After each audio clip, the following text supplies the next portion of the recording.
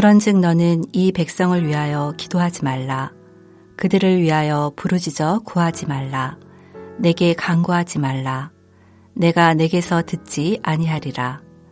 너는 그들이 유다 성읍들과 예루살렘 거리에서 행하는 일을 보지 못하느냐? 자식들은 나무를 줍고 아버지들은 불을 피우며 부녀들은 가루를 반죽하여 하늘의 여왕을 위하여 과자를 만들며 그들이 또 다른 신들에게 전제를 부음으로 나의 노를 일으키느니라. 여호와의 말씀이니라. 그들이 나를 경노하게 함이냐?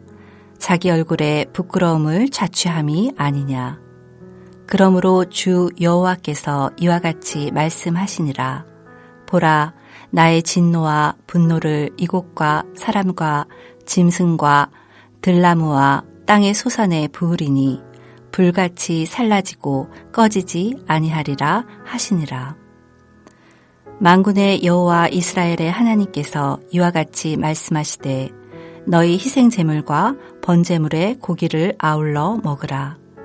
사실은 내가 너희 조상들을 애굽 땅에서 인도하여 낸 날에 번제나 희생에 대하여 말하지 아니하며 명령하지 아니하고 오직 내가 이것을 그들에게 명령하여 이르기를 너희는 내 목소리를 들으라.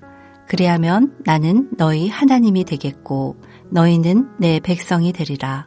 너희는 내가 명령한 모든 길로 걸어가라. 그리하면 복을 받으리라 하였으나 그들이 순종하지 아니하며 귀를 기울이지도 아니하고 자신들의 악한 마음에 꾀와 완악한 대로 행하여 그 등을 내게로 돌리고 그 얼굴을 향하지 아니하였으며 너희 조상들이 애굽 땅에서 나온 날부터 오늘까지 내가 내 종 선지자들을 너희에게 보내되 끊임없이 보내었으나 너희가 나에게 순종하지 아니하며 귀를 기울이지 아니하고 목을 굳게 하여 너희 조상들보다 악을 더 행하였느니라. 내가 그들에게 이 모든 말을 할지라도 그들이 너에게 순종하지 아니할 것이요 내가 그들을 불러도 그들이 내게 대답하지 아니하리니 너는 그들에게 말하기를 너희는 너희 하나님 여호와의 목소리를 순종하지 아니하며 교훈을 받지 아니하는 민족이라. 진실이 없어져 너희 입에서 끊어졌다 할지니라. 너의 머리털을 베어버리고 벗은 산 위에서 통곡할지어다. 여호와께서 그 노하신 바 이 세대를 끊어 버리셨음이라. 오늘 묵상 본문은 우리로 하여금 너무나 가슴 아프게 만들고 또 너무나 섬뜩한 말씀입니다. 하나님이 이스라엘을 버리셨다는 이별 통보를 하고 있기 때문입니다. 하나님으로부터 이런 말을 듣는다는 것은 성도의 입장에서 너무나 절망스러운 일이 아닐 수 없습니다. 그러나 우리가 주목해야 하는 것은 단지 우리의 마음이 아닙니다. 이런 말씀을 하실 수밖에 없는 하나님의 마음을 읽을 수 있어야 합니다. 하나님은 예레미야에게 유다 백성들을 위해 기도하지 말라고 합니다. 하나님이 심판을 돌이키시거나 혹은 유다가 멸망을 당하지 않도록 예레미야가 간구하는 것을 이제는 멈추라는 것입니다. 이 말씀을 하시면서 기도하지 말라, 부르짖어 구하지 말라, 간구하지 말라, 3번씩이나 똑같은 말을 하시는 이유는 예레미야가 아무리 기도해도 이제는 응답하지 않겠다는 하나님의 단호한 결심을 보여줍니다. 선지자가 하나님의 백성을 위해 하나님께 기도하는데도 응답하지 않겠다고 이렇게 강력하게 거부하시는 이유가 무엇입니까? 그것은 유다 성읍과 예루살렘에서 공공연하게 벌어지고 있는 모습 때문입니다. 온 가족이 정성을 다해 하늘의 여왕, 즉 아세라와 같은 우상에게 소제와 전제를 드린다고 분주한 모습을 보여주기 때문입니다. 성정 밖에서 유다 백성들의 이런 모습은 하나님으로 하여금 분노케 하였고 분노의 결과로 이스라엘은 그 얼굴에 수치를 당할 것이라고 말씀합니다. 그리고 하나님의 진노와 분노는 사람과 짐승과 들나무와 땅의 소산에도 부어져서 불사르게 할 것입니다. 이스라엘의 잘못은 이스라엘 자신에게만 한정된 것이 아니라 그가 사는 환경 전체에 영향을 미치는 것을 보여줍니다. 이런 백성들이 희생제물을 드리고 그 위에 번제물을 더한다고 해서 하나님이 받아주실까요? 하나님은 희생제물로 드리는 고기는 너희들이나 먹으라고 강력하게 비난합니다. 사실 하나님은 이스라엘 백성들이 출애굽을 하고 40년 동안 광야 생활을 할 때 번제나 희생제사를 요구하신 적이 없다고 말씀합니다. 하나님은 이스라엘 백성들로부터 제사를 받기 위해 불러내신 것이 아니었습니다. 그것보다는 오직 하나님의 목소리를 듣고 하나님이 명령한 모든 길을 걸어가라는 것이었습니다.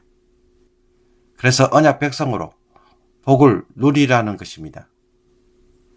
어제 본문에서도 언급된 것처럼 하나님이 원하시는 것은 제사보다 순종입니다. 시내산에서 하나님은 이스라엘과 먼저 백성을 맺으시고 그 뒤에 희생제사에 대한 말씀을 주셨습니다. 제사 제도는 범죄한 이스라엘 백성들이 하나님 앞에서 관계를 회복하고 다시 순종의 삶을 살 수 있도록 하기 위해 주어진 것입니다. 그러므로 언약에 대한 순종이 예배에 대한 순종보다 우선합니다. 마태복음 5장에서 예수님은 예물을 제단에 드리려다가 거기서 내 형제에게 원망 들을 만한 일이 있는 것이 생각나거든 라는 말씀을 하시면서 이 문제를 처리하기 위해 예물을 제단 앞에 두고 먼저 가서 형제와 화목하고 그 후에 와서 예물을 드리라고 말씀하셨습니다.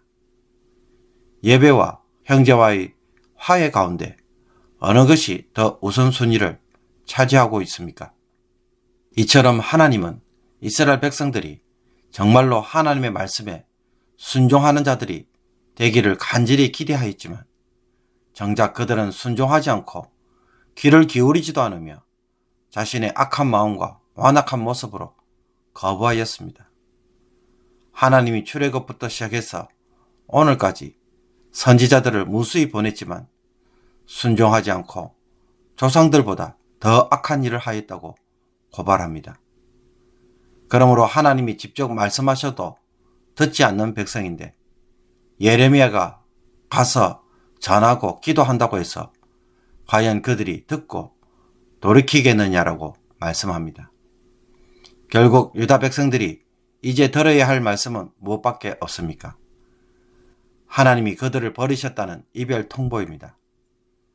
여호와께서 그 노하신 바 이 세대를 끊어버리셨습니다. 이제 하나님은 예레미야로 하여금 이 말씀을 선포하도록 합니다. 자신이 그토록 사랑했던 자기 백성을 이제 버려야 한다는 것은 하나님의 입장에서는 너무나 괴롭고 힘든 일입니다. 하나님은 기다릴 만큼 기다리셨습니다. 참을 만큼 참으셨습니다. 무수한 기회를 주었고 작은 회개에 크게 기뻐하며 그때를 기꺼이 늦추셨습니다. 요시야 왕이 산당과 우상을 제거하고 신앙 계획을 할 때 하나님은 얼마든지 심판의 때를 뒤로 물리셨습니다. 그러나 요시야 왕이 죽자마자 언제 그랬냐는 듯이 과거 조상들이 한 배역과 불순종의 모습에 하나님은 너무나 가슴이 아팠습니다. 이제 기다린다는 것은 그들의 죄에 죄를 더하도록 시간을 더 줄 뿐이었습니다. 그러므로 하나님이 우리에게 진노하시고 고난을 주실 때는 우리가 어떤 상황에 있음을 보여줍니까?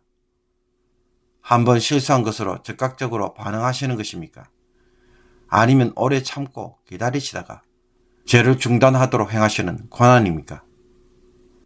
하나님은 그래도 인자하신 분이시고 자비와 긍휼이 무한하신 분이셔서 절대로 나에게 그렇게 하지 않을 것이며 나를 버리지 않을 것처럼 생각하는 것은 그야말로 우리의 착각입니다.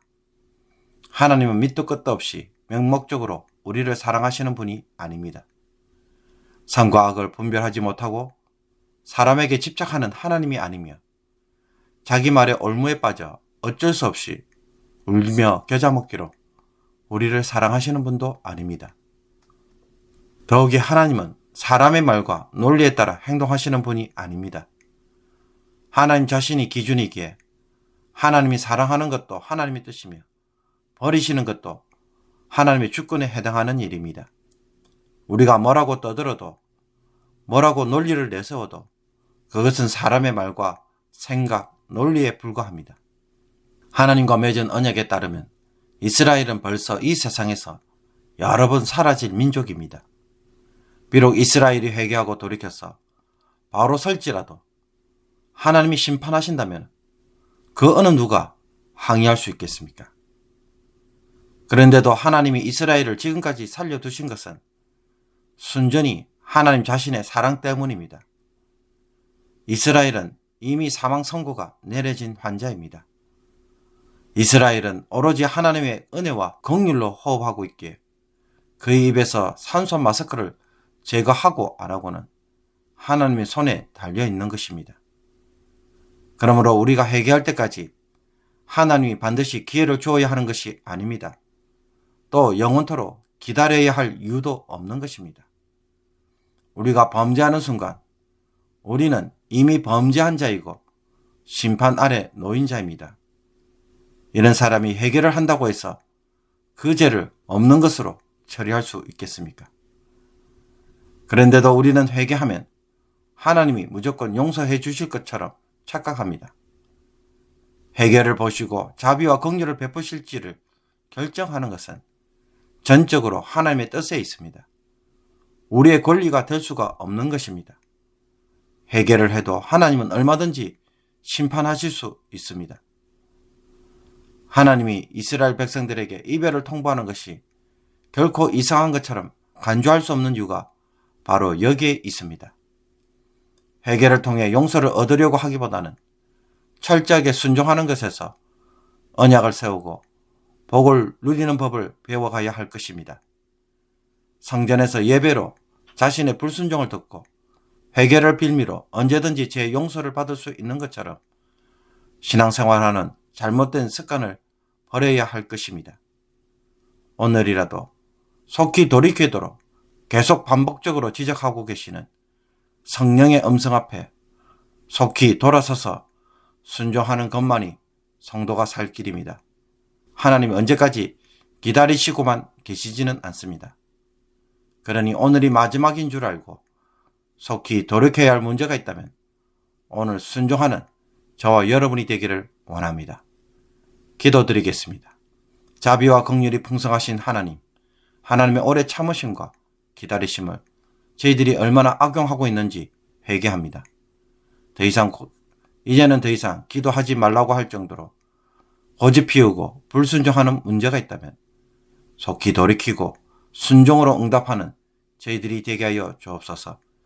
제사보다는 순종을 더 원하시고 성전 안에서의 모습보다는 성전 밖에서 언약 백성으로 살기를 원하시는 하나님의 뜻에 이제는 제대로 순종하게 하여 주옵소서.